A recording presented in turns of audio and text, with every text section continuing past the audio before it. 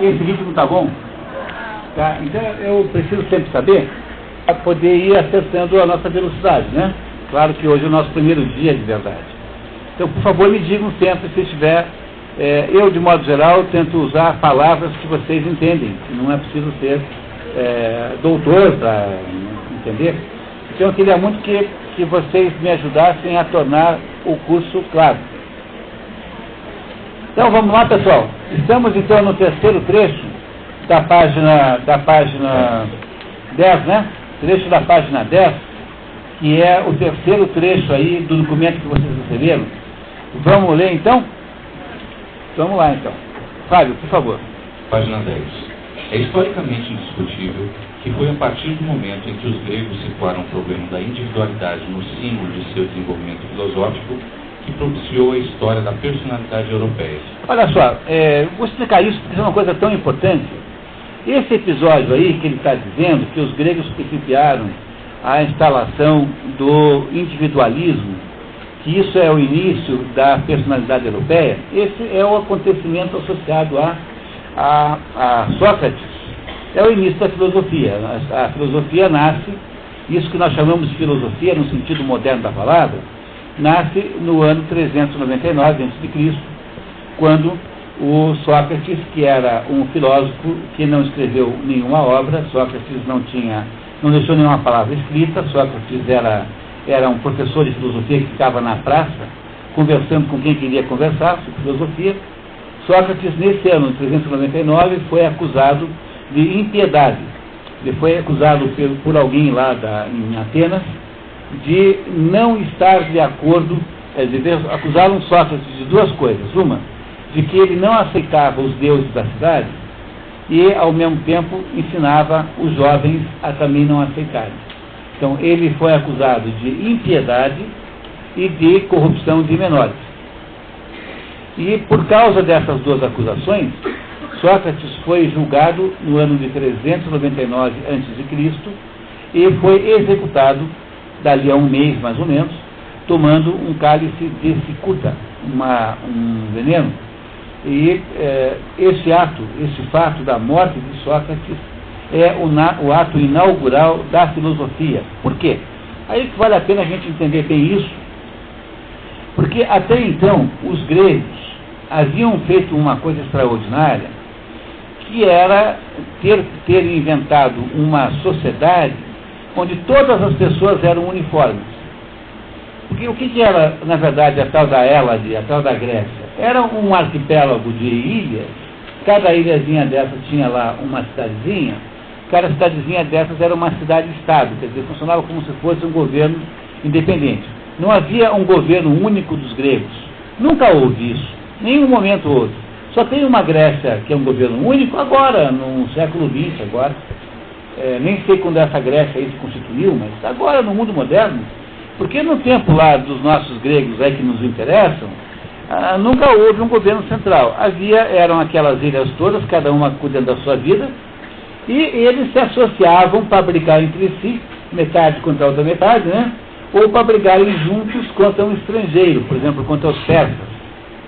Mas, apesar disso, todos aquelas cidadezinhas gregas falavam a mesma língua, embora fossem reinos independentes, eles tinham a mesma língua, falavam das mesmas coisas, tinham os mesmos deuses, pelo menos o mesmo repertório de deuses. E como é que isso foi feito? Qual foi o milagre para conseguir esse grau de unidade extraordinária?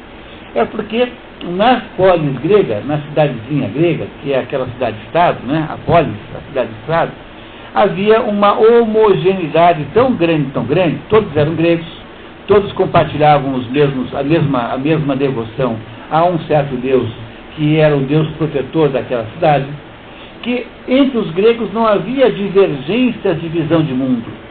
Mas isso só era possível porque eram populações muito pequenas, né? Populações pequeníssimas e isoladas numa ilha das outras populações.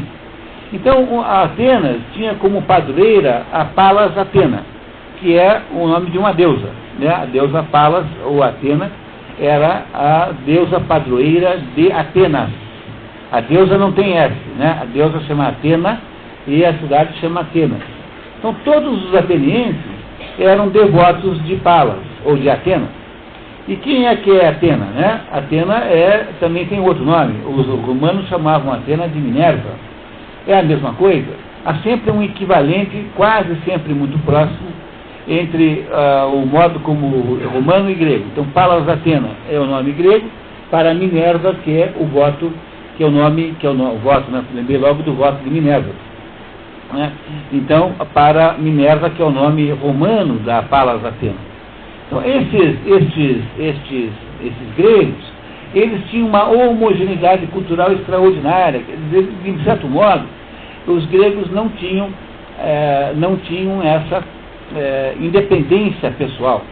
Durante a maior parte do tempo, os gregos respondiam como se fossem compartilhadores de uma determinada maneira de ver o mundo, que era constituída pelo culto a um determinado deus, de uma população inteira que se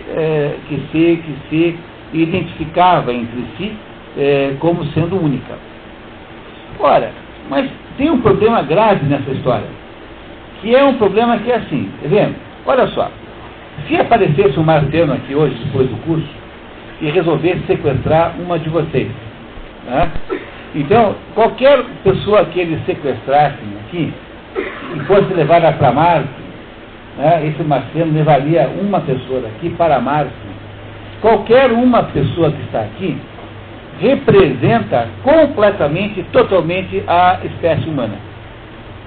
Quer dizer, em Marte, iriam olhar para qualquer pessoa aqui e dizer, ó, está aqui, isso que é ser humano. Ah, então agora entendi.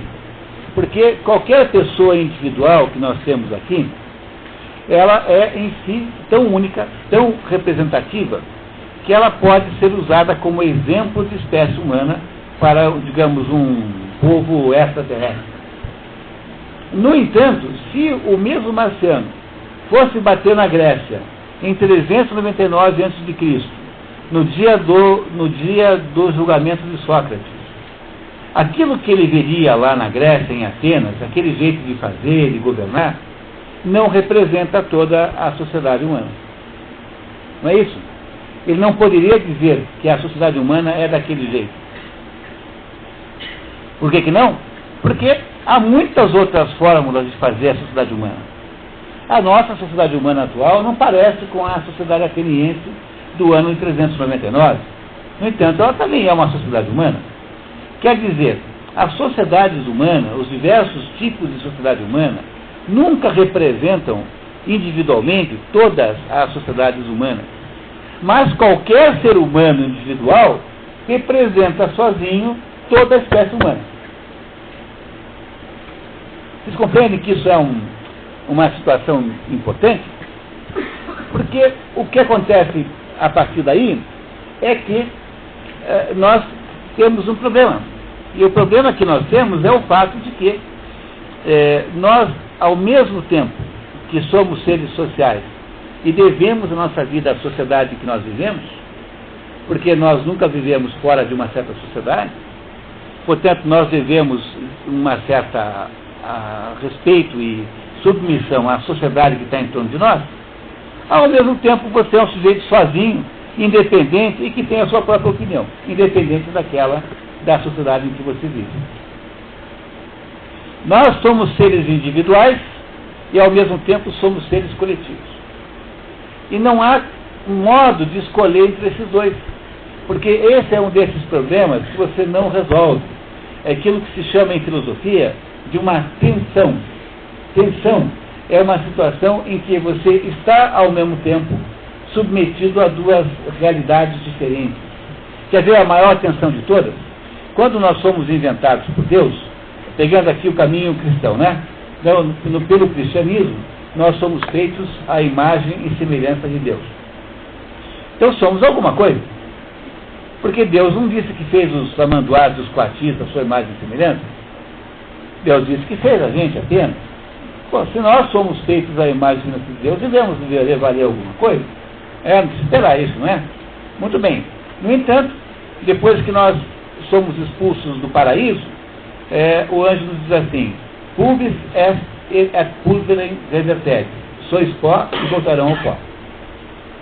Então, o anjo que nos expulsou do paraíso falou assim: vocês não são nada, são um pouquinho de pó. Ou seja, nós, seres humanos, somos ao mesmo tempo imagem e semelhança de Deus, que é muito, e somos uma porcaria de um pozinho, que é pó. Querem resolver para mim esse problema? Não dá para resolver. Esse é um desses problemas com os quais nós temos que conviver toda a nossa existência. O fato de que nós estamos sob essa tensão. Quer dizer, a nossa existência é tensional. A existência humana é profundamente tensional. É assim, nós somos seres animais, né? Somos seres com uma vida concreta e material, e ao mesmo tempo nos disseram que nós estamos nesse mundo, mas nós não pertencemos a esse mundo. Ou seja, nós temos uma existência material nesse mundo e temos uma existência transcendental no outro, ao mesmo tempo. Platão dizia que o homem é o intermediário entre o animal e o anjo. Compreenderam? Que é isso? Essa maneira de Platão explicar? O homem é o que está entre o animal e o anjo. Quer dizer, é o intermediário entre essas duas coisas. Essa é uma situação tensional. E as situações tensionais são absolutamente insolúveis. Não tem solução. Eu tenho que conviver com esse fato, com essa duplicidade, ou se quiserem pensar de outro modo, com essa ambiguidade até mesmo. Então, o que acontece aqui na Grécia é que num dado momento aparece um sujeito chamado Sócrates e diz assim: não, pera aí, a cidade tem os seus deuses, mas eu posso ter os meus próprios. E agora? Até então, isso não havia acontecido na história da Grécia, porque os indivíduos não se viam como indivíduos, eles se viam como sendo uma coletividade, e essa coletividade prestava homenagem aos mesmos deuses. Quer dizer, é como se essa coletividade fosse unificada. Mas um belo dia, um homem chamado Sócrates, que é o primeiro filósofo no sentido moderno da palavra, esse sujeito que é um filósofo diz assim: não, mas espera aí, eu acho que eu posso ter a minha própria opinião sobre esses assuntos, e a minha própria opinião não precisa coincidir com a opinião da cidade, com a opinião dos meus conterrâneos aqui.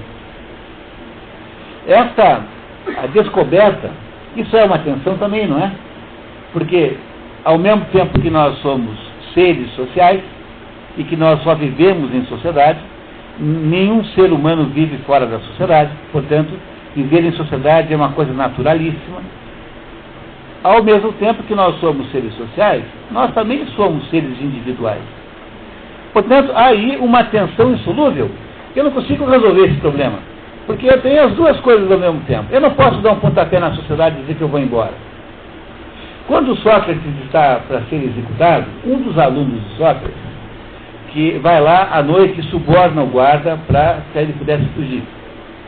Na véspera da sua execução, um aluno de Sócrates suborna o guarda. Tem uma história, tem um diálogo de Platão contando essa história. Ele vai lá, suborna o guarda para o professor poder fugir. Aí, na hora que ele chega lá, né, diz: olha, vamos embora. Ele falou: você está maluco, pô, eu não. Como é que eu vou fazer uma coisa dessa? O que vão dizer de mim? Quer dizer, vão dizer assim: Sócrates, você viveu aqui conosco esse tempo todo, e enquanto as nossas leis não lhe atingiram, você vivia aqui, mas na hora em que as nossas leis com as quais você sempre concordou atingiram você foge? Mas que cara que eu vou poder viver em outro lugar, passando essa vergonha toda? Sócrates se nega a fugir, porque ele sabe que a sua existência é uma existência dupla, dual, que ao mesmo tempo que ele é um sujeito, né, ao mesmo tempo que ele é um indivíduo que tem a sua própria opinião, ele é também, ao mesmo tempo, uma pessoa que deve consideração pelo grupo social em que ele vive. E você não escapa dessas duas coisas. Essas duas coisas estão delimitando e estabelecendo o modo como a sua vida é. Está claro isso, pessoal?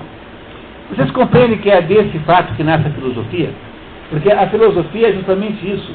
A filosofia só pode existir se ela puder funcionar até mesmo contra a opinião dos outros.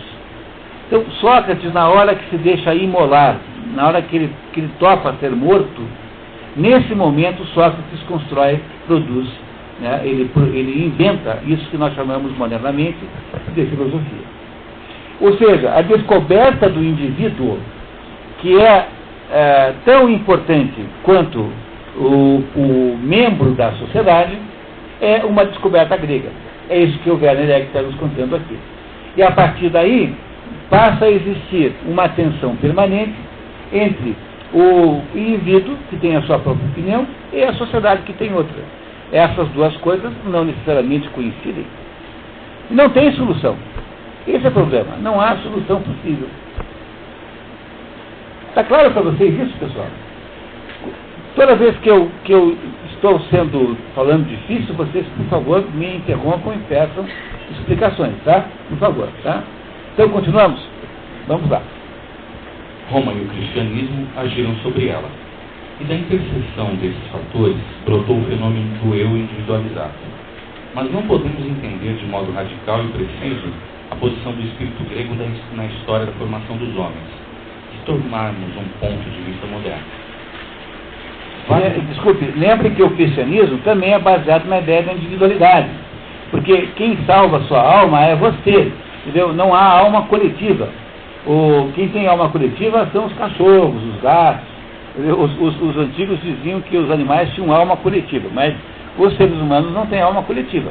Então o cristianismo não é uma religião coletivista, porque no fundo é você que tem que salvar a sua alma. Então o indivíduo no cristianismo é tudo. Compreendem? Quer dizer, eu não estou dizendo que é para ser egoísta. Eu não estou dizendo isso. Estou dizendo que o indivíduo que se relaciona com a divindade no cristianismo é a alma individual, concreta, real, concreta, delimitada, com nome e especificação individual. Então o cristianismo também trará uma ideia de religião individual e não de religião coletiva, no que há uma combinação perfeita com a ideia da filosofia grega. Ambos estão falando estão dizendo em torno do indivíduo. Muito bem. Vale mais partir da constituição rástica do espírito grego, a vivacidade espontânea, a sutil mobilidade, a íntima liberdade, que parecem ter sido as condições do rápido desabrochar daquele povo na inesgotável riqueza de formas que nos surpreende e espanta ao contato com os escritores gregos de todos os tempos, dos mais primitivos aos mais modernos. Não tem as suas raízes no cultivo da subjetividade, como atualmente acontece. Pertencem à sua natureza. Muito bem, vamos entender isso aqui? O que é subjetividade? Subjetividade é quando você começa a achar que o mundo é mais ou menos o que você pensa que ele é. Subjetividade tem ligação com sujeito. Então o que é subjetivo?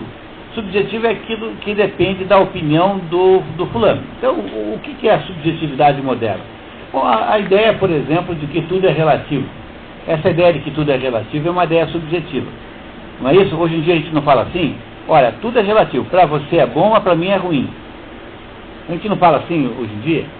Olha, o que é essa ideia de relatividade, de relativismo moderno? É um princípio de subjetividade. Porque você parte do pressuposto de que não existe alguma coisa que é verdadeira por si própria, mas só existem as coisas que você percebe que são verdadeiras. Só que, se você pensar 2 minutos e meio, você começa a concluir que eu não consigo argumentar subjetivamente. Por que não dá para fazer isso? Porque assim, quando eu apareço e digo assim, tudo é relativo, ora, se eu estou dizendo que tudo é relativo, isso que eu acabei de dizer, tudo é relativo, também é. Se também é relativo, se tudo é relativo também é relativo, quanto vale isso em termos de verdade? Nada. Porque eu estou dizendo assim, tudo é relativo, para dizer que ninguém tem razão nenhuma, que não há verdade nenhuma. Não é isso que eu digo, que tudo é relativo? Bom, mas na hora que eu afirmo que tudo é relativo, por que deveria ser exceção à própria afirmação que eu fiz? Ora, se tudo é relativo, também é relativo isso que eu acabei de dizer. Logo, eu acabei de me suicidar filosoficamente. Né? Eu acabei de me autocontradizir, porque eu estou propondo como verdade alguma coisa que eu disse antes que era mentira, quer dizer, que era apenas conveniente para mim ou para outro, para aquele outro, claro. Vocês compreendem que tem coisas que eu não posso dizer? Quer ver um exemplo bem divertido? O sujeito vem e fala assim: eu sou mentiroso. Olha aqui, ó. Se ele for mentiroso de verdade, acabou de dizer uma verdade. Portanto, não é mentiroso. Não é isso? Agora, se ele não é mentiroso, tá? Ele acabou de se contradizer porque disse o contrário do que é. Portanto, não há modo de você poder dizer eu sou mentiroso. Porque de um jeito ou de outro você vai cair num buraco. Vocês entenderam que não dá para dizer eu sou mentiroso?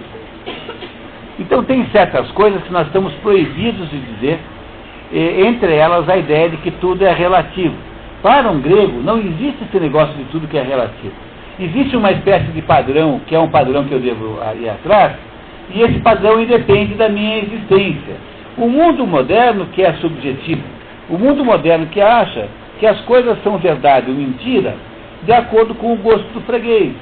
E essa coisa do mundo moderno é um negócio muito difícil de explicar aqui agora no nosso pouco tempo, mas é um resultado, é o conjunto de filosofias modernas que produziram isso, sobretudo as filosofias de um cavaleiro chamado Immanuel Kant, que criou a ideia de que a nossa mente é que produz as coisas e que as coisas não existem fora da nossa mente. Mas isso é uma coisa muito difícil de defender isso, né? Não é isso, né? Quer dizer, essas são aquelas ideias, diz assim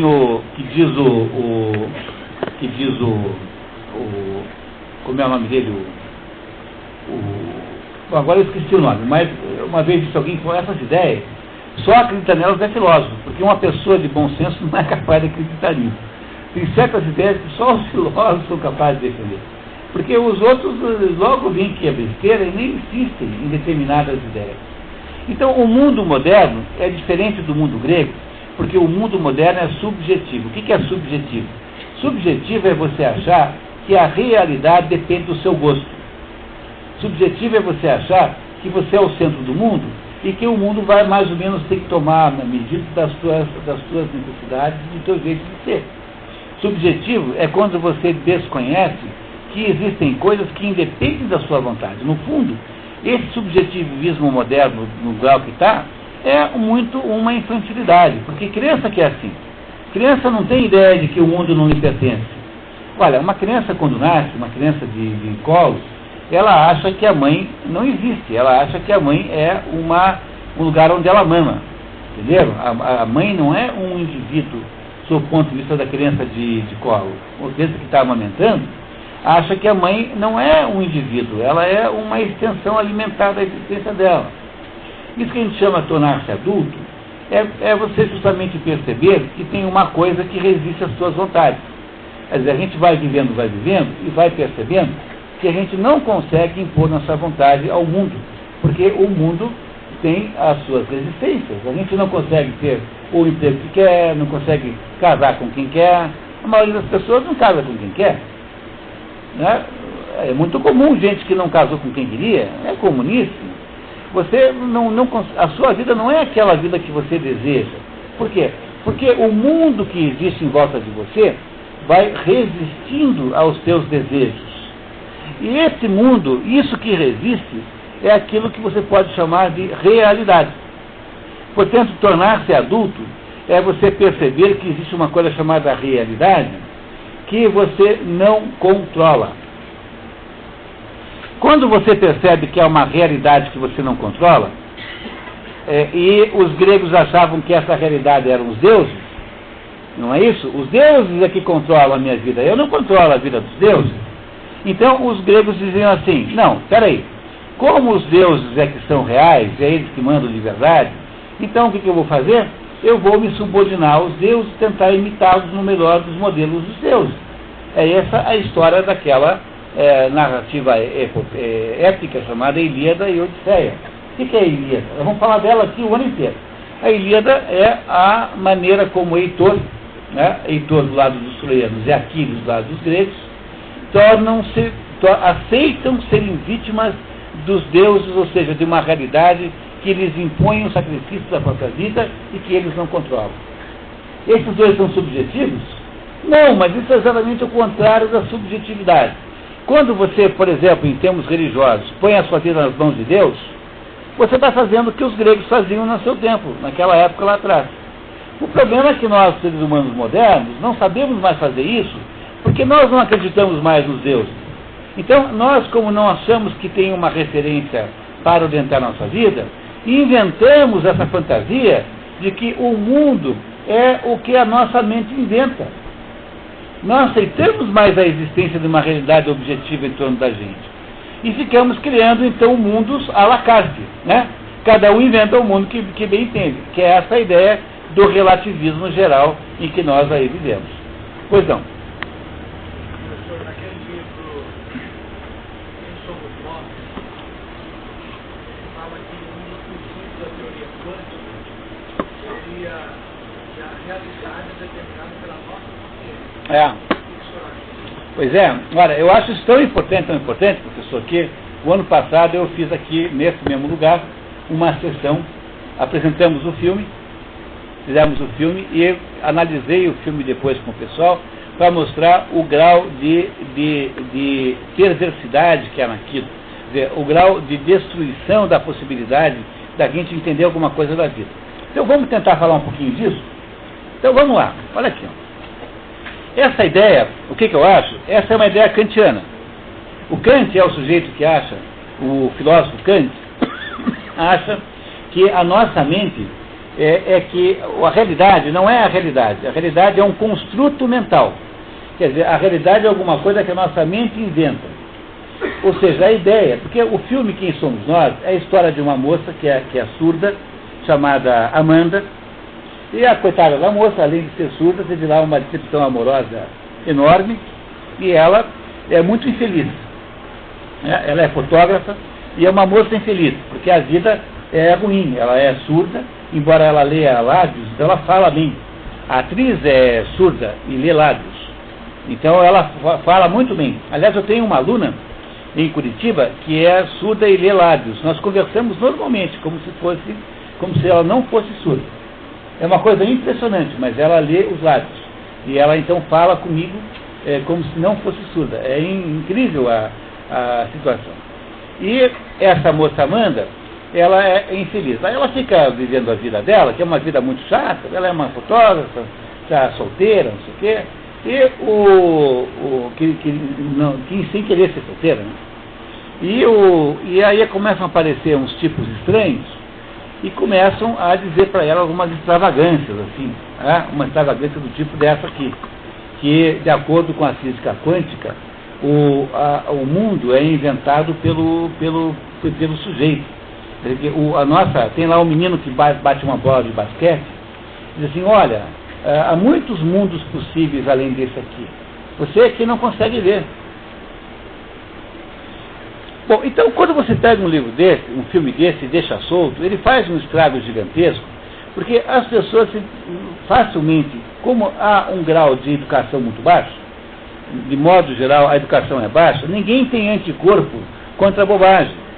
Então o sujeito entra facilmente em toda a fria, porque ele não consegue reagir. Mas veja, a ideia de que a física quântica diz isso é uma extrapolação extremamente, digamos, desautorizada, porque o que a física quântica diz? O que é esse negócio, afinal de contas? Quando começaram a tentar entender o que havia no âmbito muito pequeno da matéria, né, o que aconteceu? Os meios de investigar o muito pequeno são meios que interferem naquilo que você está investigando. Deixa eu ver se eu explico de outra maneira. Por exemplo, eu estou vendo você aqui agora. Por que eu estou vendo você aqui agora? Porque a luz que está aqui, emitida aqui em cima, bate em você, reflete e sensibiliza a minha retina. Há, portanto, uma interferência energética nesse processo de eu ver você. Que interferência energética é essa? É a luz que saiu dali, bateu ali e veio aqui. Mas o quantum de energia dessa luz é tão pequeno, que eu tenho certeza absoluta que eu estou vendo você mesmo. Você não está sendo modificada por essa energia. Compreendeu?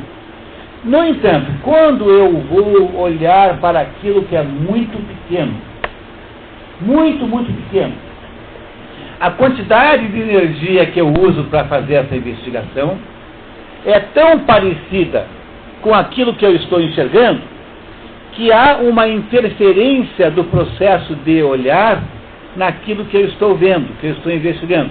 De modo que eu não sei se aquilo que eu estou vendo é o que é, ou se é aquilo que eu estou vendo porque eu estou vendo.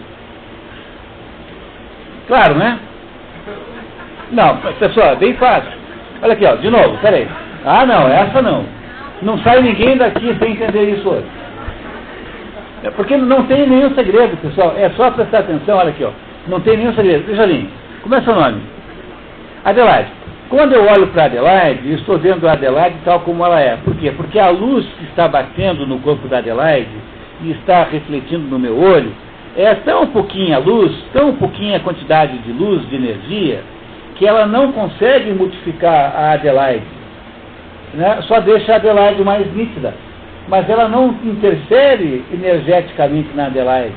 A Adelaide também tem uma quantidade de energia ali, mas há uma desproporção muito grande entre a luz emitida e a energia que é o corpo da Adelaide. Quando eu vou olhar para uma coisinha que está lá dentro do átomo, a quantidade de energia que o instrumento que eu uso para olhar é tão parecida com a energia que eu estou analisando, que eu já não sei se eu posso dizer que eu estou vendo de fato aquilo que eu estou vendo. Talvez pelo fato de eu estar olhando, aquilo tenha se modificado, porque juntou as duas energias e fez uma outra coisa. Ué, é difícil entender isso? Não, é bem fácil, né? Bom, mas se você for uma pessoa intelectualmente honesta, o que você pode concluir a partir disso? Você pode concluir assim: quando eu olho, quando eu analiso, quando eu investigo, que é muito pequeno, eu não tenho certeza do que eu estou vendo. Então, o que eu posso apenas falar é não em termos de certeza, mas em termos de probabilidade. Quer dizer, é possível que seja assim, é possível que seja assado. Mas eu não tenho o direito de pegar essa ideia e trazer para o mundo macroscópico, como se eu pudesse inventar um mundo diferente. Vocês já imaginaram como seria engraçado o mundo se cada um inventasse um mundo que bem entende? Já imaginaram todo mundo querendo sair com a Gisele Bündchen? Mas por que isso não seria um problema para a Gisele Bündchen? Porque ela, como inventaria um mundo para ela também, ela diria assim: não, mas o meu mundo sai com quem eu quero. E dava tudo em partes igual. Não seria muito engraçado se a nossa mente fosse inventar o mundo. A nossa mente não inventa o mundo que está em volta de você é um mundo que não foi feito por você. A sua mente é capaz de percebê-lo em parte. Veja, eu não consigo entender o mundo inteiro. Quer ver uma coisa? Ó, o que está do outro lado na contracapa do livro? Vocês conseguem ver? Não. A mente de vocês não é capaz de olhar a capa e a contracapa ao mesmo tempo, porque vocês não têm olhos de raio-x. Então vocês não conseguem olhar uma ou olhar a outra. O fato de que a nossa mente não é capaz de entender a realidade inteira não quer dizer que a gente invente a realidade, só quer dizer que a gente não consegue enxergar tudo ao mesmo tempo.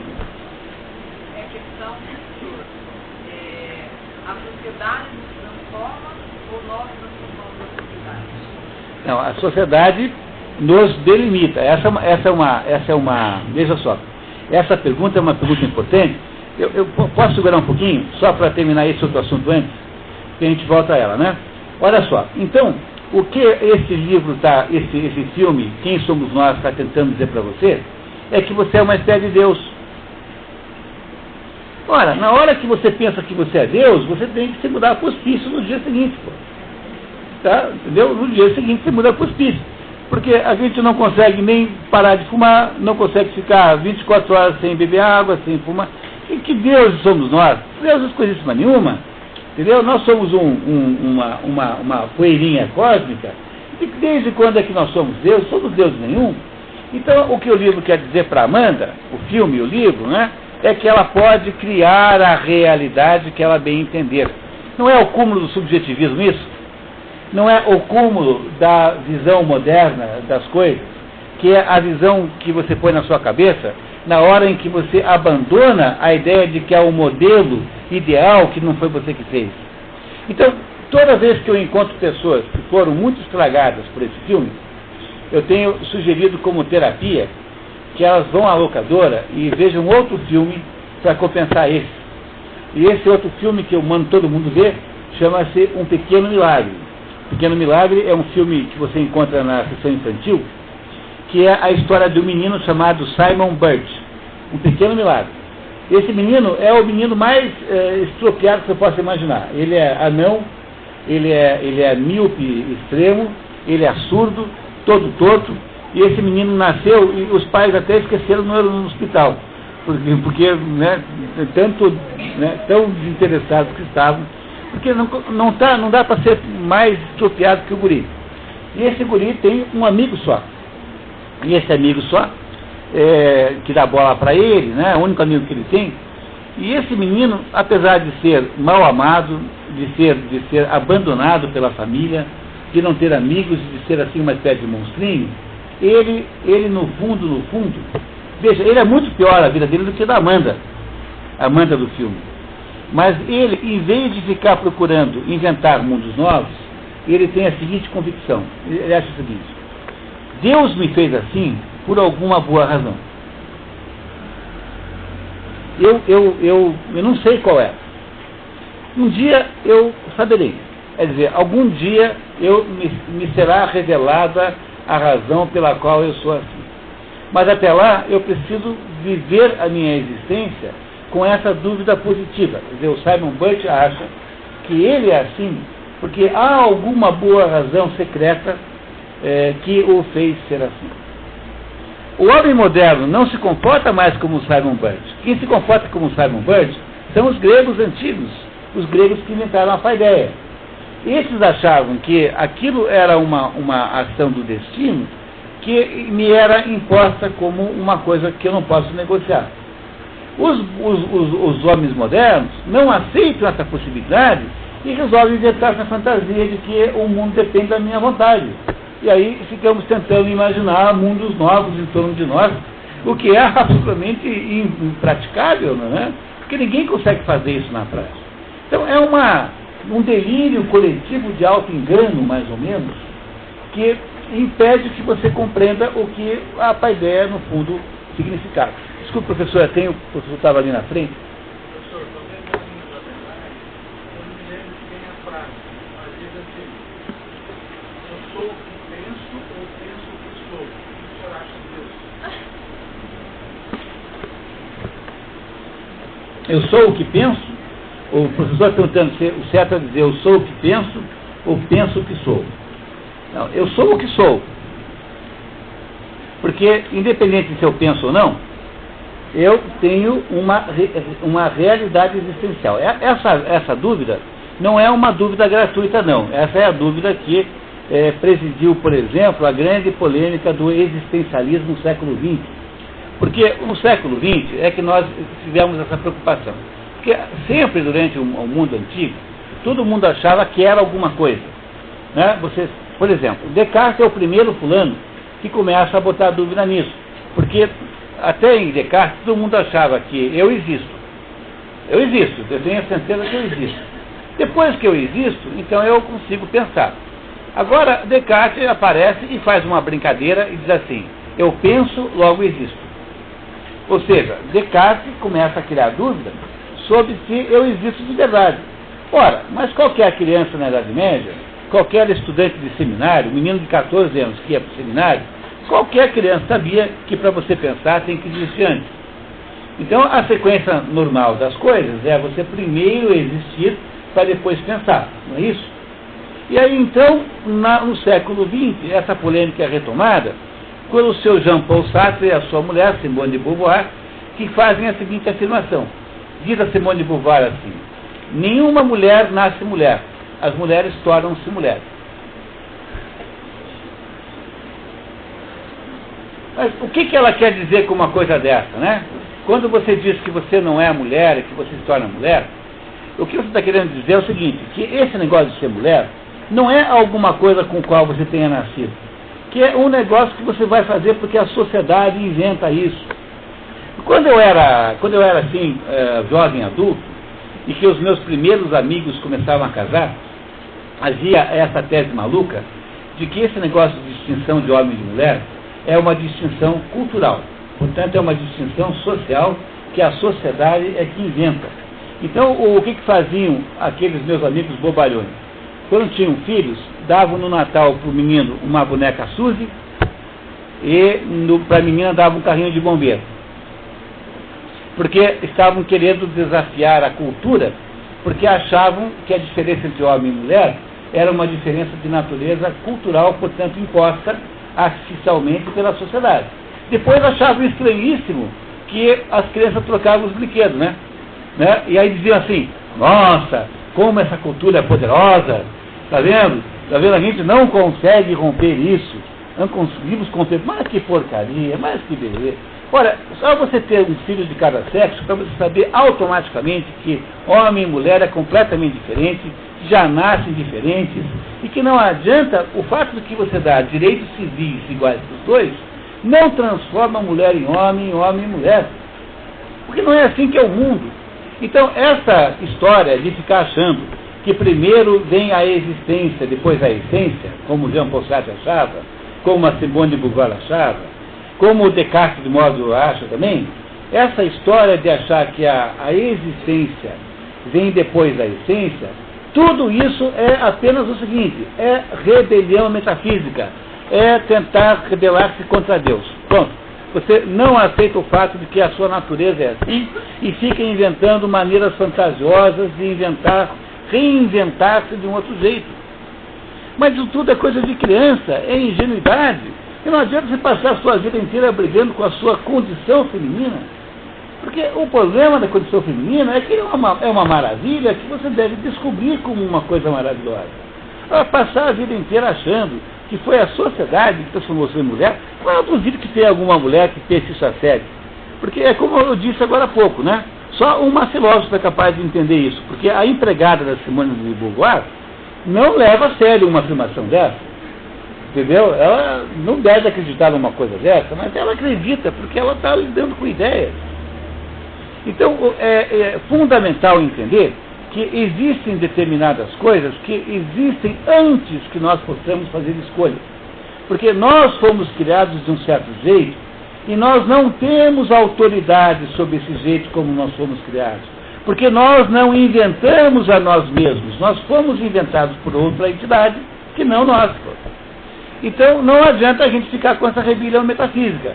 Quer dizer, não, eu não sou quem sou, eu sou quem eu penso que sou.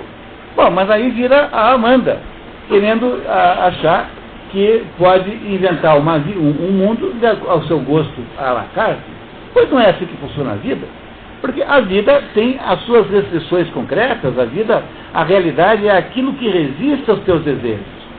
E você só pensa que é o contrário até os 12 anos. Depois dos 12 anos, você começa a perceber que o mundo não está à sua disposição. Ora, se o mundo resiste aos seus desejos, ele é um mundo que tem uma autonomia em relação a você. Se você vai até os 30 achando que o mundo está à sua disposição, você tem que ser filho de rico, né? Que é aquele sujeito que destrói um automóvel todo final de semana, que acha que o mundo está a seu serviço. Aí nós temos aí uma situação patológica de um adolescente tardio que não entendeu ainda que o mundo se impõe, né? Pois essa nossa conversa está maravilhosa, porque ela está me ajudando a mostrar para vocês a diferença fundamental entre a visão que os gregos tinham sobre a educação e a visão que os modernos têm sobre a educação. Porque os gregos pressupunham que as coisas eram de um certo jeito, e se eram de um certo jeito, ao ser humano é imposto um determinado modelo que ele não inventou, mas que ele deve imitar porque é o melhor. Enquanto o ser humano moderno, que acha que não existe isso, fica por aí achando que os modelos humanos são aqueles que nós desejamos fazer. Então, nós não conseguimos educar as crianças, porque em vez de dar-lhes educação, ou seja, mostrar a elas qual é o melhor modelo, nós ficamos transformando as crianças em gente que acha que a sua opinião é a opinião prevalecente no mundo. Quer dizer, criamos aí gente com delírio de autoafirmação, que é esse adolescente chato que acha que o mundo gira em torno dele. Porque como ele não tem nenhum modelo ao qual ele deva prestar alguma homenagem, nós ficamos dizendo para eles que esse modelo, que o modelo da vida dele é o que ele quiser. Bom, mas aí nós estamos apenas criando uns monstrinhos, gente beligerante, gente prepotente. O que é? Os adolescentes não são prepotentes com vocês? Vocês não têm alunos prepotentes? Eles já são prepotentes por natureza, porque adolescente é o sujeito que só tem vida emocional. Né? A vida do adolescente é 100% emocional. Agora a gente ainda por cima vai e diz que o modelo da vida dele é ele mesmo que inventa. Ora, não vai dar certo isso. Não vamos educar ninguém. Vocês estão compreendendo que nós estamos conseguindo fazer já? Olha, em 2 encontros, nós estamos sendo capazes, graças à capacidade que vocês têm de perguntar. Veja, quem está resolvendo a questão aqui é a capacidade que vocês têm de perguntar sobre o assunto. Nós estamos conseguindo começar a entender o problema aqui, entrando na intimidade maravilhosa disso que esse livro está nos dizendo. Essa é, portanto, uma decisão fundamental na vida. Essa percepção é fundamental. É preciso partir de uma percepção de que há modelos que não estão no nosso alcance de inventar. Quando um grego cria esses modelos e os simboliza na mitologia, ele está dizendo assim: olha, nós pensamos na natureza humana e descobrimos que a natureza humana é assim. Entenderam? Quando você descobre que a natureza humana é assim, e ser assim significa, ela é de um jeito que eu não tenho como poderes para mudar. E porque ela é assim, desse jeito, então eu explico isso contando uma história mitológica que representa poeticamente aquilo. Essa é a mitologia grega, é isso, só isso. Por isso que eu disse para vocês que não adianta a gente ficar pensando em transformar o mundo.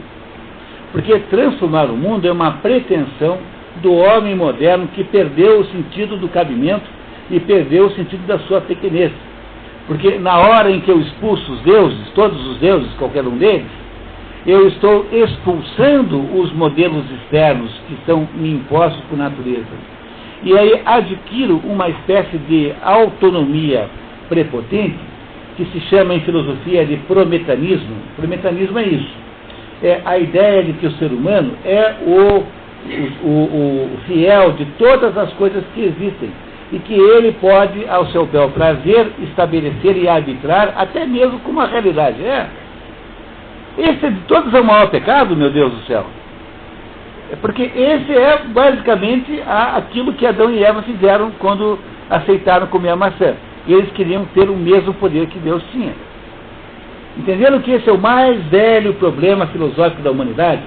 A história de Adão e Eva não é apenas uma alegoria religiosa. É uma mitologia, já tem um aspecto mitológico, para explicar o maior de todos os problemas filosóficos da humanidade, que é o seguinte: nós somos criatura ou nós somos criador? Na verdade, nós somos as duas coisas, né? Mas nós estamos subordinados a um criador maior que nós. Nós criamos os nossos filhos, fazemos os nossos romances, fazemos os nossos automóveis, inventamos nossas técnicas. Então nós somos criadores por analogia com Deus, mas nós não somos criadores de nós mesmos. Ora, se nós não somos criadores de nós mesmos, tem que haver algum criador acima de nós. E quando a gente perde a ideia dessa hierarquia, é que nós embobecemos. E aí criamos essa modernidade absolutamente estúpida, que a parte de pressuposições completamente fantasiosas, e aí nós não sabemos mais o que fazer, porque nós não temos mais o que ensinar. Aí quando a gente não sabe mais o que ensinar, o que a gente faz? A gente inventa o tal do construtivismo, que é deixar os alunos fazendo o que bem quiserem, porque, entendeu? Porque é assim que eles aprendem. Tenha paciência. Tá? Quer dizer, essa coisa de construtivismo é essencialmente uma maneira de você arrumar uma desculpa bacana para o fato de que nós perdemos o que dizer para os alunos. Porque na medida em que nós jogamos fora todas as referências que são exteriores a nós e superiores a nós acabamos agora, né, estamos agora vivenciando esse beco sem saída. O problema é que nós somos criadores também. E querem ver que coisa interessante? Percebam que coisa notável que é isso. Toda criatura tende a se rebelar contra o Criador. Nossos filhos se rebelam contra nós. As nossas máquinas que nós inventamos param de funcionar. O automóvel para de funcionar. A torradeira não funciona mais. O computador lá dá pau. Não é isso? Quer dizer, todas as criaturas rebelam-se contra o Criador. Nós também nos rebelamos contra o nosso. Agora, uma coisa é nos rebelarmos contra o Criador, e a outra coisa é nós usurparmos o poder, como estamos aí na prática tentando fazer. Entenderam que coisa interessante? A minha filha, que agora é grande, né? Quando tinha assim uns 9 anos, por aí, 10 anos, ela inventou uma detetive particular, escrevia histórias de uma detetive particular chamada Ângela Frota. E ela escrevia aquelas histórias e eu lia, né? Ela me mostrava e eu lia. Aí um dia lá, acho que um pouco mais, assim, uns 12, eu acho. Entre 12 e 14. Aí um belo dia pararam de aparecer as histórias da Ângela Frota. Daí eu falei, Clara, cadê? Faz um tempão que eu não ouço falar da Ângela Frota. Qual é a última história? Ah, não, a Ângela Frota morreu. Mas como morreu? Não, eu matei. Você matou a Ângela Frota? Como? Ah, eu empurrei um barranco abaixo. Fiz ela cair com o carro num precipício. Mas, Clara, como é que você faz isso com a sua heroína? Ah, estava me enchendo o saco, estava muito chata, queria mandar na história. Olha, esse fenômeno de fato acontece. É só você fazer a experiência. Invente uma história de ficção, um conto, uma historinha de ficção. E você percebe que aquelas personagens que você inventou começam a ganhar uma espécie de vida. E resolvem tomar o poder da sua mão. Resolvem elas mesmas mandarem a história. E é por isso que os autores, eles matam essas personagens. Porque chega um ponto que elas ficam insuportáveis. Então você tem que matar aquele chato daquele fulano lá que quer mandar na história. Então, esse fenômeno que a minha filha né, que ela vivenciou como escritora mirim, assim, é o fenômeno que acompanha todo o processo da criatura. Toda criatura se rebela.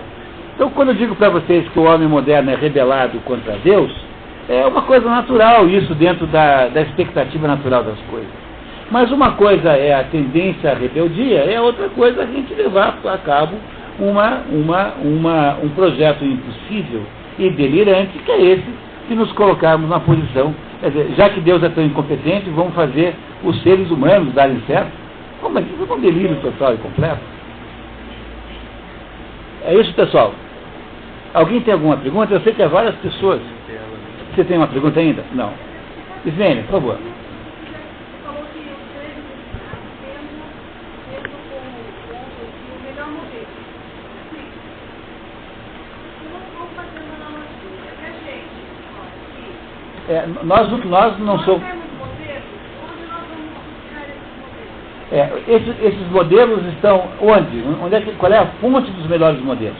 Primeira fonte, na literatura. Né? A literatura é a primeira fonte dos melhores modelos. Então, de vez em quando, alguém escreve um livro, esse livro é tão extraordinariamente claro que ele nos mostra como é que se comporta, como é que a gente se comportaria numa certa situação. Aliás, toda a literatura é feita para isso. Né? Qual é a razão pela qual você lê um livro? Ontem a gente leu aqui à noite um livro chamado A Tempestade de Shakespeare. Esse não é tipicamente um livro nesse sentido, mas quando você lê um romance qualquer, o que acontece com você é que ao ler aquela história e empatizar, né, ter uma empatia com a personagem central que está vivendo um drama, então você sabe, você aprende com aquela personagem que está ali, que é alguém que não existe, mas embora a personagem não exista, a situação que ela vive é uma situação que pode acontecer com você a qualquer momento.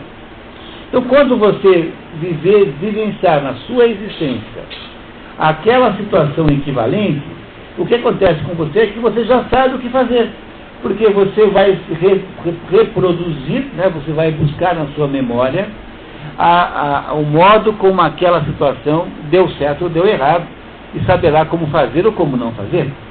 Então, a missão da literatura é, basicamente, antecipar a vivência das grandes situações de drama humano que todo mundo nessa vida irá viver. Por exemplo, pega um caso da Madame Bovary. Madame Bovary é uma mulher, uma moça extremamente ambiciosa. Ela mora no interior da França com o pai, que é viúvo, né? Ela não tem mãe. E o pai é um senhor de idade, cuida lá de uma fazendinha, ela está muito infeliz com aquilo. Ela não quer ficar lá ordenhando as vacas dessa vida. Ela está infeliz com aquilo. Aí então, um belo dia o pai se machuca lá, tem um acidente, e aparece um médico chamado Bovary, de nome Bovary, sobrenome, né? E o médico é um sujeito mais velho que ela, não é muito atraente, mas ela acha que aquele médico lá é a salvação da lavoura, porque pelo menos se ela casasse com ele, ela é uma moça bonita, né? Ela podia se livrar da situação pior, que é viver lá, lá escondida no meio do mar. Ela não quer aquilo. E casa com o fulano. Só que o fulano, por sua vez, é um fulano pior que o pai dela, porque é daqueles sujeitos pacatos que quer chegar em casa às 5 da tarde, dar ofício para passarinho. Ele mora numa cidade de 10 mil habitantes, acha enorme, e quer mudar para uma menor. Né? Então, ela é tudo que ela não queria, era aquele marido. Olha, não é uma coisa natural e comum que as mulheres estejam insatisfeitas com o marido? Mas é claro que é, pô. Tá? É uma coisa mais natural do mundo que a mulher acha que o marido não corresponde às suas ambições. Ela então está sob uma tensão. Nesse momento em que a Emma Bovary descobre que o casamento não salvou, o casamento não criou a situação que ela queria, aí piora muito, porque o médico tratou lá de um nobre, e o nobre o convida com a mulher para um baile. Então ela vai lá num baile com aquelas pessoas, aqueles vestidos maravilhosos, aquelas valsas vienenses, e ela é muito bonita, aí o dono da casa, que é um nobre, convida para dançar, todo mundo para ver o casal dançando, e ela então diz assim, puxa, mas o que eu queria era essa vida aqui. E aí ela olha para aquele marido que ela tem e fala assim, meu Deus do céu, o que eu fiz para merecer esse negócio aqui?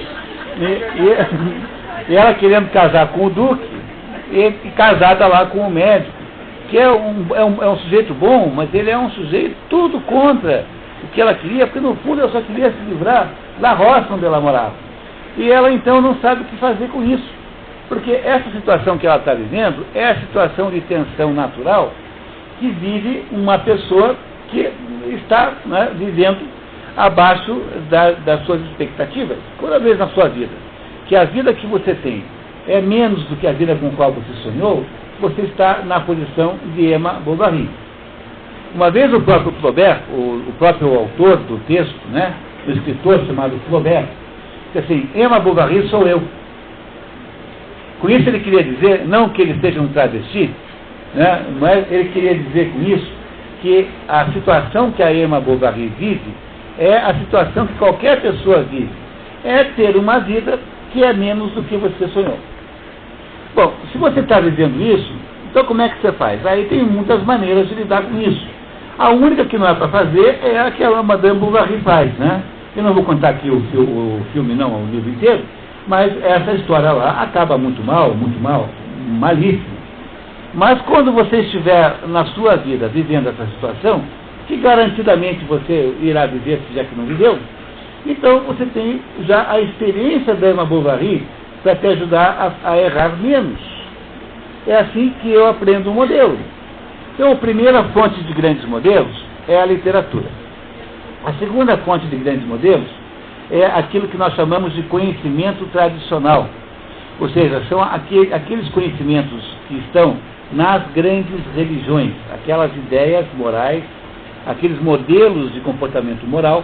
Então, quando você pega, por exemplo, os 10 mandamentos, aí você tem um modelo de vida, um modelo de existência cristã. No caso judaico também, né? Que é do Velho Testamento. Então, como é que se comporta alguém que quer agradar a Deus? Não é com aquelas 10 regras. Então, aí tem um modelo. E existem modelos que são produzidos pelos filósofos. São as filosofias morais produzidas pelos filósofos. Às vezes, próximos das ideias religiosas, às vezes não. Por exemplo, a filosofia moral de Santo Agostinho. Ele diz o seguinte, olha, tem dois tipos no mundo só tem dois tipos de objeto. Há coisas que são feitas para fruição, ou seja, para se deleitar, e há coisas que são feitas para uso, para utilização, como bem intermediário para uma fruição futura. Então, a filosofia moral de Santo Agostinho diz assim, na Terra, a gente nunca deve almejar bens de fruição, só bens de uso. Porque a única fruição possível, a única fruição verdadeiramente legítima, é a fruição de encontrar Deus. Então, por que a gente não faz o seguinte? Deixa de achar que ficar tomando porres homéricos, deixa de achar que os valores da vida carnal são os principais e usa as coisas da terra para poder obter a fruição de Deus lá depois. Essa é uma filosofia moral que implica num determinado modelo de comportamento humano. Então, nós não vamos conseguir viver sem um modelo qualquer, não é isso? Quer dizer, o que é muito interessante, porque eu tenho um grupo lá em Curitiba que está estudando o livro Ética Nicômaco. E Ética Nicômaco começa com o Aristóteles discutindo com Platão. Discutindo com Platão não, porque Platão já tinha morrido, mas discutindo em termos de ideias, né, com Platão. Então, Platão dizia que existe um bem que é um bem ideal, que os homens deveriam perseguir. Daí Aristóteles diz assim, não, mas isso não é possível. Mesmo que isso exista, eu só posso falar em bens concretos, reais, que as pessoas possam enxergar. O problema é que, embora um acredite que exista um bem ideal, que todo mundo devia copiar, e o Aristóteles acredita, né, que é o segundo, que os bens que contam de verdade são os bens concretos que estão aqui, nenhum dos dois sabe dizer que bem é esse, que bem é esse. Aí ele só tenta explicar, né? Diz, olha, o bem é a felicidade. Mas o que é felicidade? E aí ele não consegue nunca fechar o raciocínio, porque Aristóteles e Platão não tinham aquilo que os judeus tinham, que era Moisés descendo o morro, dizendo aqui, ó pessoal, é assim que é para fazer, pô. E compreenderam? Quer dizer, há uma certa limitação também, no âmbito da filosofia, para você produzir a lista do verdadeiro bem. Que a filosofia também não consegue resolver tudo. E é por isso que esse problema é complicado. Olha, pessoal, esse problema aí é muito complicado. Não tem fórmula de algibeira. Não tem esquemazinho para botar na cabeça e sair por aí repetindo. Quer dizer, aquilo que é verdadeiramente o modelo moral melhor vai se desenvolvendo aos pouquinhos. Olha, eu acho que a vida humana é uma vida inteira para você descobrir o que é certo e o que é errado. Você vai passar a vida inteira errando aqui e acolá de vez em quando, porque saber o que é certo e o que é errado demora a vida inteira para aprender. É por isso que o cristianismo tem um grande mérito, porque o cristianismo é justamente a religião feita por pessoal que vive errando mesmo. Quer dizer, o cristianismo é a religião do pecador, e não do sujeito que é santo. Compreenderam que os santos não fazem a menor diferença? Porque os santos são os modelos, mas os santos são uma exceção e são um grupo muito pequeno. Então o cristianismo só está interessado nos tortos, nos errados, porque são esses aí que precisam de alguma ajuda. Então poderia haver religião melhor do que essa, em que você vai fazendo besteira pela vida e mesmo assim vai acertando de alguma maneira? Essa aqui é a vantagem. Pois, como é que os gregos resolveram esse problema? Os gregos não sabiam o que era cristianismo. Os gregos não têm ideia de Deus monoteísta. Mas os gregos sabiam entender a natureza humana. Então, eles, de alguma maneira, inspirados de algum jeito, por algum modo, eles olhavam para a experiência humana e diziam assim, olha, a experiência humana é mais ou menos essa. Por exemplo, Aquiles e Heitor, que são as duas vítimas da guerra de Troia, Aquiles pelos gregos e Heitor pelos troianos, a guerra de Troia, a Ilíada, a peça Ilíada de Homero, é só para explicar isso para a gente, que esses dois aí estavam marcados para morrer por forças que eles não controlavam. E eles aceitaram essas forças dizendo assim, embora eu não tenha culpa, não tenha feito nada errado, enfim, embora eu esteja morrendo, vocês vão ver por quê? Eu aceito um destino de heroísmo, ou seja, eu aceito o meu destino como se fosse legítimo. Quer dizer, embora os homens não consigam controlar o seu destino, eles conseguem, mesmo assim, serem heróicos e santos. E esse é o modelo de Aquiles e de Heitor que fez a criação da ideia de heroísmo no jovem grego. Porque se o jovem grego for capaz de se comportar como esses dois, vai ter aí uma pessoa que vai dar certo. Veja, eles não têm nenhum outro sistema, nenhum código moral existente. O que eles querem, o que eles entendem por educação? Entendem por educação que o menino grego copie Aquiles e Heitor, que são, teoricamente, as duas personagens heróicas da Ilíada. Eu estou propondo para crianças os melhores modelos, ou seja, o modelo do homem grego superior. É esse modelo do homem superior, aquele que aceita o seu destino, com responsabilidade, que enfrenta a morte com humildade, esse é o melhor modelo. E esses melhores modelos foram variando ao longo da história. Nós aqui no mundo ocidental hoje somos profundamente influenciados pelo modelo cristão. Mas ainda bem, né? Graças a Deus, né? Mas o problema é esse. Os gregos fizeram a mesma coisa sem o cristianismo, criando a ideia de que imitar Aquiles e Heitor, que são os personagens da Ilíada, era aquilo que tornaria um grego potencialmente bom.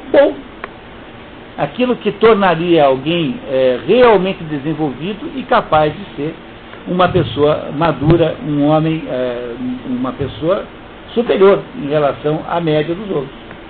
Isso é paideia, isso é educação. Vocês estão compreendendo isso, pessoal? Bom, é muito difícil fazer isso quando você pressupõe que não tem modelo nenhum.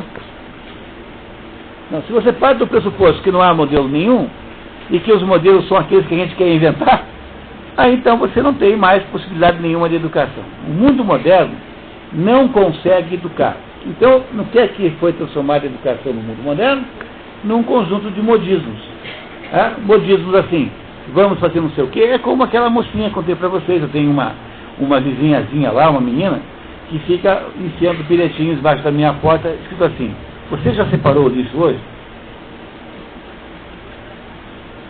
Você compreende que isso não é educação? Isso é você pegar uma criança, que é um ser que está à sua disposição e dominado por você, e transformá-la em agente de uma política correta qualquer. A gente não tem direito de fazer isso com as crianças, viu? A gente não deve transformar a escola em exposição de modismos. Você tem que ensinar as crianças a não maltratar os animais, a tratar os mais velhos com educação. As crianças têm que ter uma noção de capricho, mas a gente não deve transformar a criança em agente de ideologias que elas não controlam, ou seja, de modismos produzidos por pessoas que as veem como uma massa de manobra para fazer essas coisas. Porque, afinal de contas, né, nós estamos falando aqui de verdadeiramente de educação. E aí esse é o problema central. A gente tem que redescobrir esse negócio chamado educação. Porque ele está completamente fora dos nossos olhos. Ele está escondido. E é por isso que nós vamos pegar o nosso cavalo árabe aqui e vamos continuar lendo aqui, para a gente poder descobrir como é que os gregos definiram isso. Talvez, olhando para muito tempo atrás, nós consigamos descobrir alguma coisa para o nosso tempo de hoje. Pois não, professora?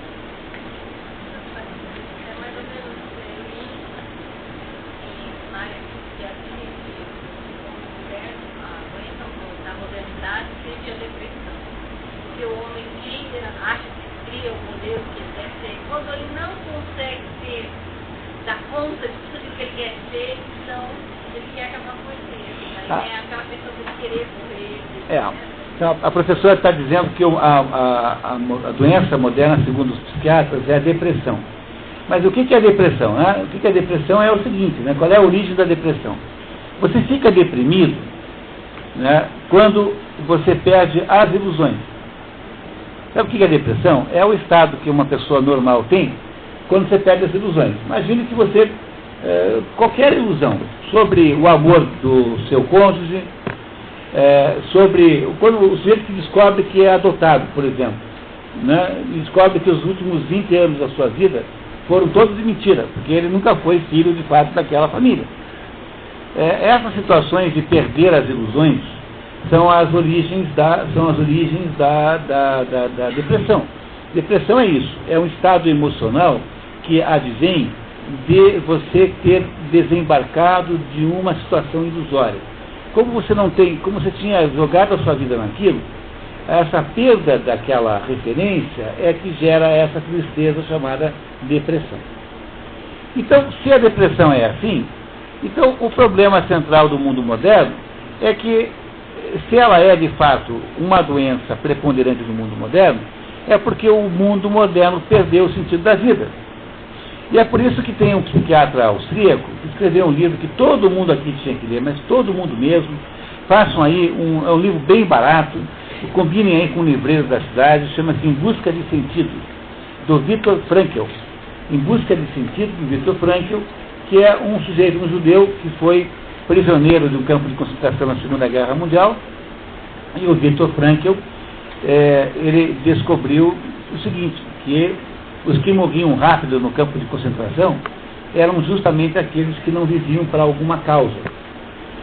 Aqueles que tinham a expectativa de escrever um livro, aqueles que tinham a expectativa de rever a mulher e os filhos, aqueles que tinham a expectativa de continuar uma pesquisa, esses sobreviviam muito mal, mas sobreviviam. Agora, aqueles que não tinham sentido nenhum na vida, esses morriam facilmente porque eles não tinham nenhuma razão para viver. E aí o Viktor Frankl, quando sai do campo de concentração, ele cria uma terapia psicológica chamada logoterapia. Logoterapia não é logosofia, tá? Cuidado. Há um negócio chamado logosofia, que é outra coisa, que não tem ligação nenhuma com isso. Logoterapia é uma terapia que o Viktor Frankl diz que é a terapia do sentido. Por exemplo, chegou no consultório do Viktor Frankl, um fulano, e fala assim: doutor, a minha vida está péssima, estou pensando em me suicidar. Por quê? Porque eu já tenho uma certa idade e a única coisa que fazia a minha vida ainda valer a pena era a minha mulher, que eu amava muito, e a minha mulher morreu no ano passado, então eu não tenho mais nenhuma razão para viver, então eu vim aqui dizer que eu vou me suicidar.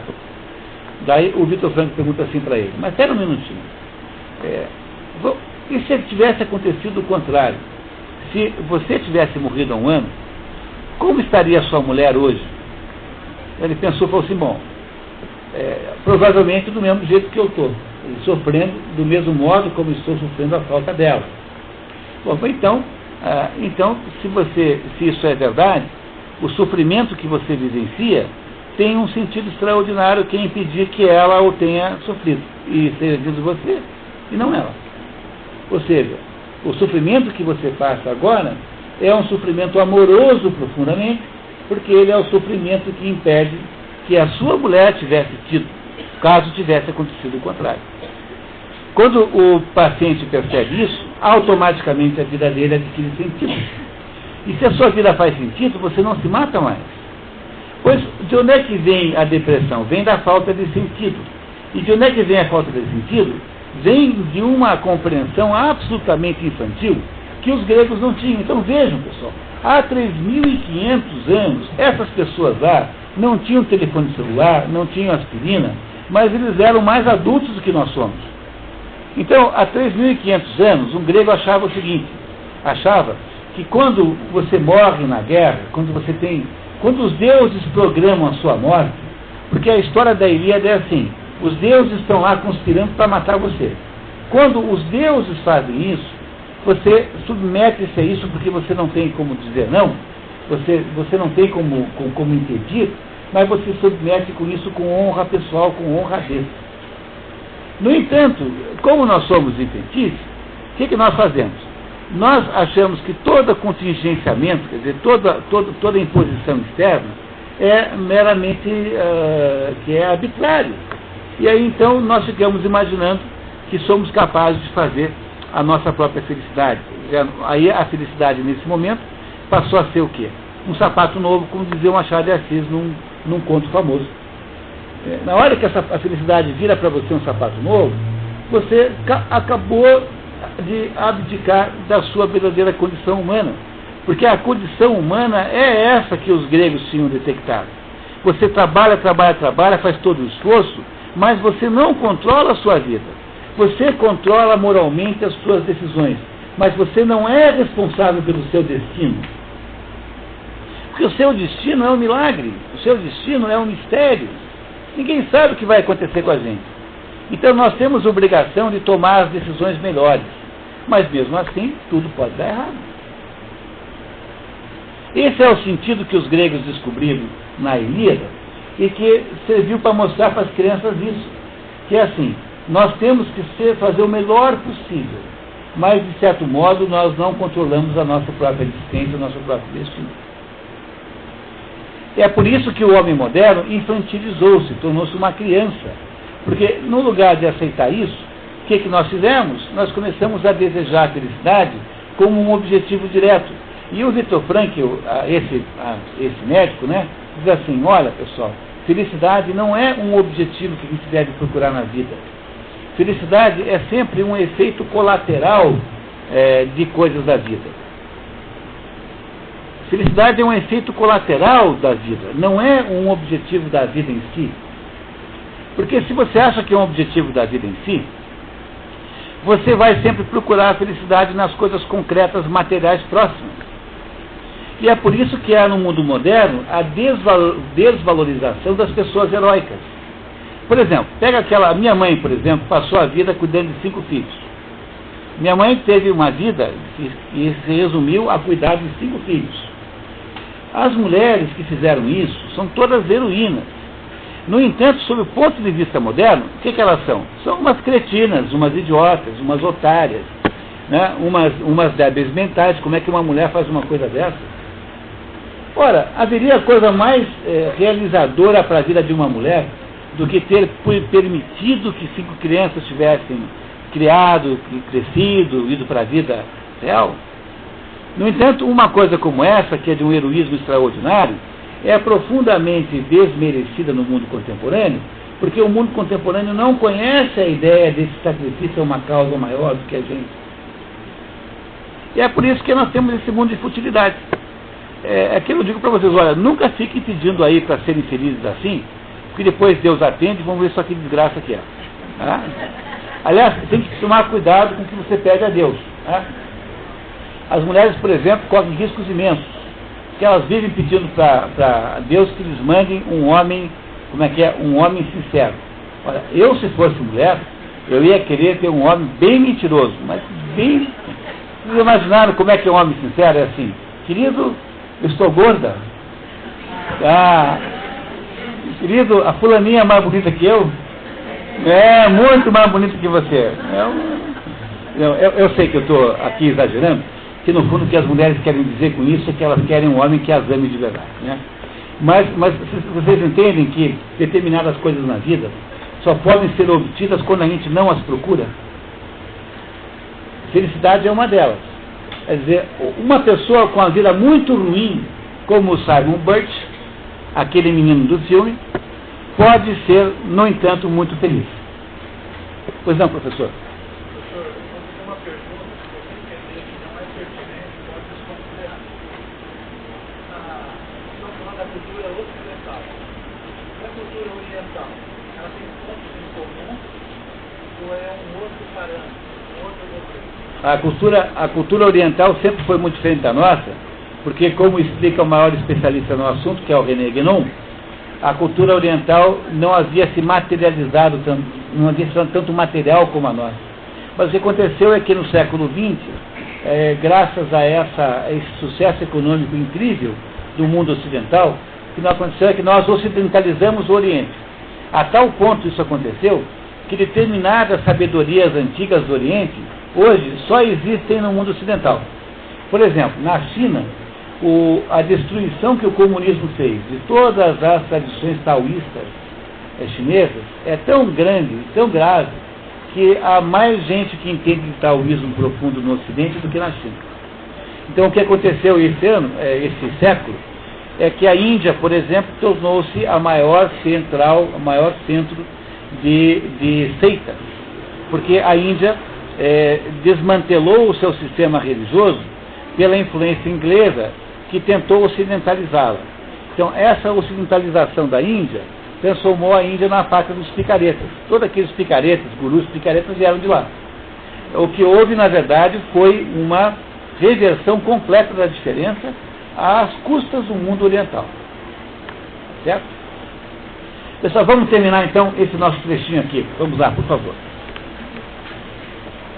E quando esse povo atinge a consciência de si próprio, descobre, pelo caminho do espírito, as leis e normas objetivas, cujo conhecimento dá ao pensamento e à ação uma segurança antes desconhecida. As leis e normas objetivas, quer dizer, aquele modelo de como fazer, né? Não é isso? Tá? Cujo conhecimento dá uma segurança à ação e ao pensamento antes desconhecida. Do ponto de vista oriental, é impossível compreender como os artistas gregos conseguiram representar o corpo humano, livre e descontraído, fundados não na imitação de movimentos e atitudes individuais escolhidas ao acaso, mas sim na intuição das leis que governam a estrutura, o equilíbrio e o movimento do corpo. Do mesmo modo, a liberdade sofreada sem esforço, característica do espírito grego e desconhecida dos povos anteriores, baseia-se na consciência nítida de uma legalidade imanente das coisas. A consciência de uma legalidade imanente das coisas. Imanente significa... Imanente é uma expressão que é o contrário de transcendente. Quer dizer, o que transcende está fora de você, imanente está dentro de você. Né? Imanente significa que é relativo à própria coisa. Então, as coisas têm alguma verdade imanente nelas. Então, não é possível dizer que tudo é relativo. Há alguma verdade objetiva que você tem que descobrir qual é. É isso que ele está dizendo aqui que os gregos fizeram. Por isso é que puderam educar as pessoas. Se você não parte disso, você não educa ninguém. Não tem jeito. Os gregos tiveram o senso inato do que significa natureza. O conceito de natureza, elaborado por eles em primeira mão, tem indubitável origem na sua constituição espiritual, muito antes de o espírito grego ter delineado essa ideia. Eles já consideravam as coisas do mundo numa perspectiva tal que nenhuma delas lhe aparecia como parte isolada do resto, mas sempre como um todo ordenado, em conexão viva, na e pela qual tudo ganhava posição e sentido. Chamamos orgânica essa concepção, porque nela todas as partes são consideradas membros de um todo. Essa definição aí é a definição de cosmos. Em grego, cosmos é o contrário de caos. Caos é o contrário de cosmos. Então, o que é o caos? O caos é uma situação onde não há aparentemente nenhuma regra. E o cosmos é a situação em que as coisas estão regradas. Então, a apreensão do cosmos é onde tudo começa. Eu preciso saber como as coisas são para poder entender o mundo. Então, eu pressuponho que as coisas todas estejam organizadas de alguma maneira. O que significa cosmos? Cosmos significa ordem. Cosmos é igual a ordem. Então, eu olho para o mundo e procuro saber que ordem é que há nisso. Se há leis que se impõem, se as coisas acontecem mais ou menos da mesma maneira. E o contrário disso é o caos. O caos é a desordem, onde não há ordem nenhuma.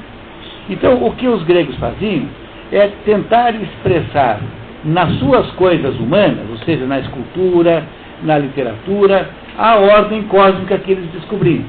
Então, o que eles faziam na inexistência da imagem de Deus no sentido cristão era produzir um conjunto de expressões culturais que refletiam a ordem das coisas. Por isso que eu digo para vocês que a mitologia é a expressão poética de um determinado aspecto da natureza humana. É como Hércules, que se quiser viver uma vida bem vivida, precisa aprender a controlar a sua libido e as suas emoções, porque se ele não fizer isso, ele será um ser imperfeito durante toda a sua existência. Ou seja, o que isso significa é que o ser humano precisa produzir alguma ordem dentro dele que se parece com a ordem que está fora dele. Você quer entender a ordem do mundo? Você quer ser filósofo? Quer investigar o mundo? Quer aprender alguma coisa? Bom, a primeira coisa é botar alguma ordem dentro de você, porque se você vai, como é que você vai investigar o mundo externo se o seu mundo é desorganizado internamente? É por isso que você não consegue nenhum conhecimento fora de um autoconhecimento que antecede isso. Então, os gregos tinham entendido isso. Tinham entendido que o cosmos, tudo que está em volta, tem uma ordem. e que era possível exprimir essa ordem do cosmos, portanto, a ordem da natureza, na poesia, na literatura, na escultura, tudo falava dessa mesma ordem. Quer dizer, as pessoas que viviam ali conviviam com a ordem, e se conviviam com a ordem, estavam sempre sintonizadas com os melhores modelos. Depois isso acontece mais tarde de maneira maravilhosa na Idade Média. Na Idade Média, as catedrais góticas, que são as construções mais belas feitas pela humanidade, são as catedrais góticas. Então, as catedrais góticas têm a mesma estrutura que a argumentação filosófica escolástica. Há um livro de um estudioso alemão chamado Erwin Panofsky, chamado Arquitetura Gótica e Escolástica, que demonstra que a estrutura da catedral gótica é a mesma estrutura da argumentação escolástica. Quer dizer, na Idade Média também se produziu esse casamento, essa conjugação da ordem arquitetônica com a ordem do raciocínio humano. De vez em quando acontece isso no mundo, não é? É isso? De vez em quando acontece. E os gregos aqui, que é o nosso assunto, fizeram isso magnificamente bem. Eles procuravam a ordem do mundo, e toda vez que eles encontravam a ordem do mundo, encontravam determinadas características da condição humana, e eles faziam o quê? Transformavam essa condição num mito. E de agora em diante, a criança que fosse estudar o Hércules, fosse entender a vida de Hércules, entenderia aquele aspecto da condição humana. Vocês compreendem isso que eu estou dizendo? Olha, vejam outro exemplo, para ficar mais claro. Entre os filhos do rei Príamo de Troia, havia uma moça chamada Cassandra. A Cassandra era uma moça muito bonita e que tinha feito o voto de castidade, de virgindade, por essa vida. Mas o deus Apolo, que é um tremendo sem vergonha, não é cá entre nós, tudo bem, ficou louca pela moça. Não só por ela, pelo irmão também. Eu tinha um irmão gêmeo chamado Heleno, e o Apolo queria namorar os dois. Eu estou contando para vocês isso, porque somos todos adultos aqui, né? Então vocês não se impressionam. E o Apolo, então, para ver se conseguia seduzir a Cassandra, ele vai e oferece a ela um poder incrível de prever o futuro. E a Cassandra, então, adquire a visibilidade de tudo que vai acontecer. Entre as coisas que ela prevê, é a própria destruição de Troia pelo truque do cavalo de Troia. Ela avisa, olha, Troia vai ser destruída porque vai ter um cavalo, vocês vão pensar que é um presente, mas na verdade é uma armadilha, Mas a Cassandra, apesar de ter recebido este bem, né, este dote do Apolo, não cede ao Apolo, né, não namora com ele.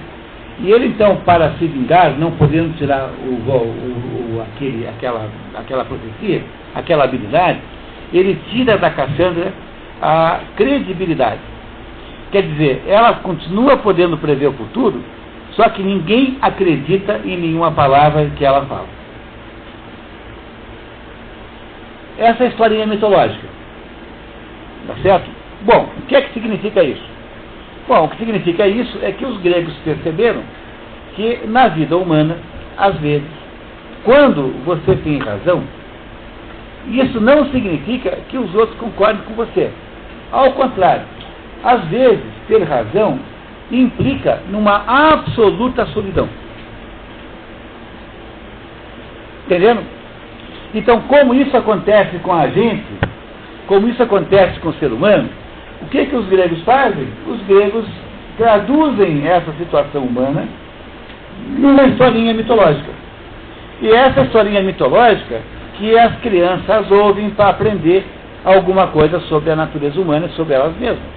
Portanto, a criança que entendeu isso sabe que vai acontecer um dia na sua vida, e vocês certamente já passaram por isso, em que você é o único que tem razão e, no entanto, todos os outros estão contra você. E se não aconteceu com vocês isso, pode ter certeza que vai acontecer um dia.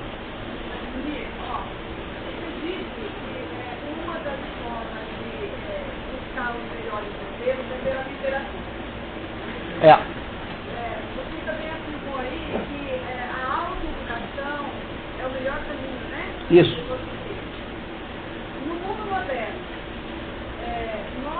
nossas escolas não estamos fazendo, de certa forma, isso quando lemos o Patinho Feio, por exemplo, com as crianças? Ou eu não posso pensar em educação lá na escola, eu tenho que pensar só em ensino, ou eu tenho que, esses modelos de literatura que a gente faz na escola, como a Branca de Neve, isso não se traduz em educação? De oferecer um modelo? Mas eu acho que sim, contanto que a gente sabe ensinar para as crianças o que significam os livros que eles leem. Por exemplo, você pega a Bela Adormecida. Qual é o sentido da Bela Adormecida? Qual é o conteúdo da Bela Adormecida? A história da Bela Adormecida serve para quê? É uma história feita para meninas, não para meninos. E serve para quê que serve a Bela Adormecida? Serve para as meninas entenderem que não é para casar com o primeiro traste que aparece. Pô, mas é óbvio, pô.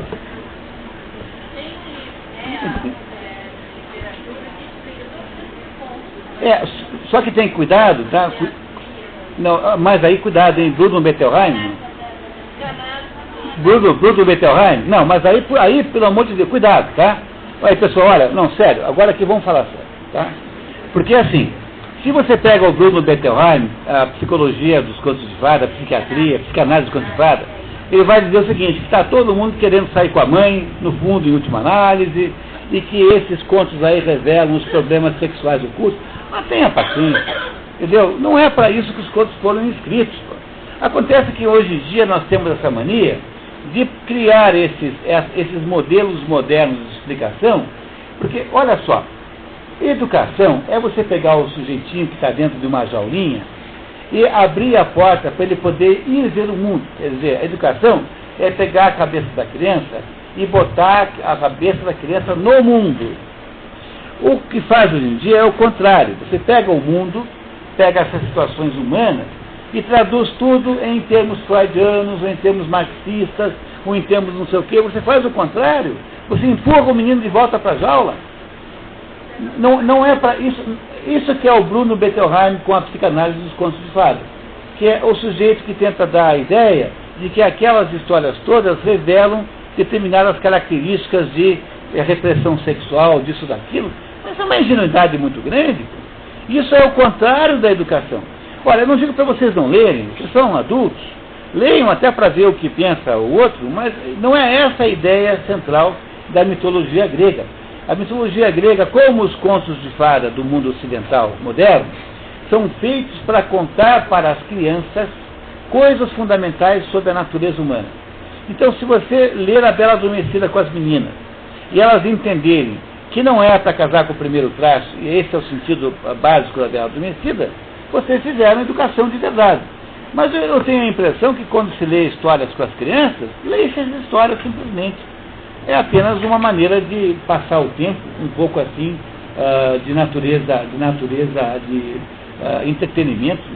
Ninguém para debater. Então, educação não é como deslizar de patins sobre o gelo.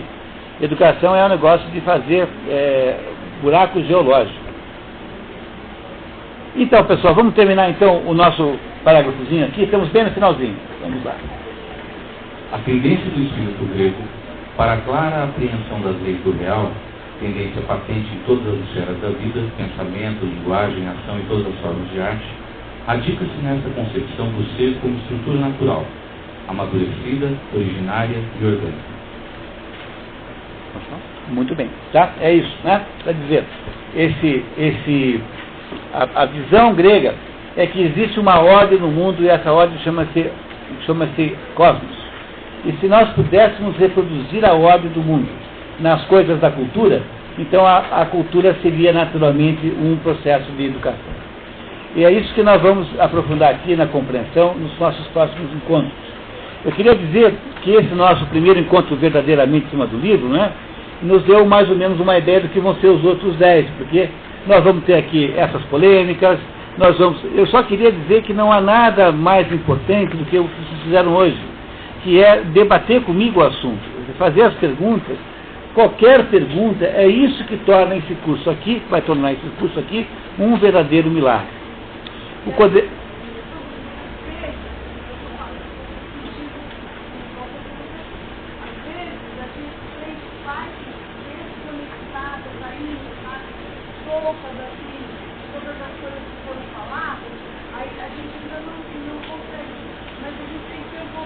paciência, sabe?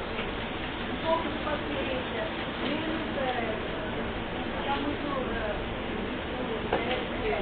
ansioso, porque isso tudo vai se juntando depois e aí sim vai se focar com um monte de perguntas que estão aqui, a gente quer fazer e a gente não consegue porque ainda não conectou tudo isso. Você assim, vamos de calma. Muito bem, é isso mesmo, tá?